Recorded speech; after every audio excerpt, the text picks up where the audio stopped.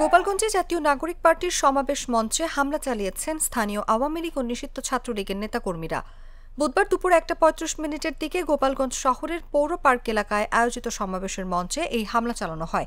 এ সময় সমাবেশের মঞ্চে থাকা সাউন্ড বক্স, মাইক, চেয়ার ভাঙচুর সহ উপস্থিত এনসিপির নেতাকর্মীদের উপর হামলা করা হয়।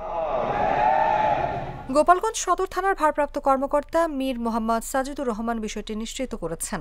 এই কর্মসূচি ঘিরে সকাল 10টার দিকে সদর উপজেলা নির্বাহী কর্মকর্তা এম রকিবুল হাসানের গাড়িতে হামলার ঘটনা ঘটে। এতে চালক আহত হন। সকালে নিরাপত্তা টহলে বের হয়ে উপজেলার কংসুর এলাকায় পৌঁছালে কয়েকজন দুর্বৃত্ত তার গাড়ির গতিরোধ করে হামলা চালায়। এতে নির্বাহী কর্মকর্তার গাড়ি চালক আহত হন। পরে আইনশৃঙ্খলা বাহিনীর সদস্যরা তাকে উদ্ধার করে নিরাপদ অবস্থানে নিয়ে যান। এর আগে পুলিশের একটি গাড়িতেও আগুন দেয়া হয়। এ সময় 5 পুলিশ সদস্য আহত হন বলে জানান ওসি মীর মোহাম্মদ সাজিদুর রহমান। এছাড়া সকালে সদর উপজেলার গান্ধিয়াসুর এলাকায় ঘোনাপাড়া টেকেরহাট আঞ্চলিক সড়কে গাছ কেটে সড়ক অবরোধ করে আওয়ামী লীগ ও ছাত্রলীগের নেতাকর্মীরা।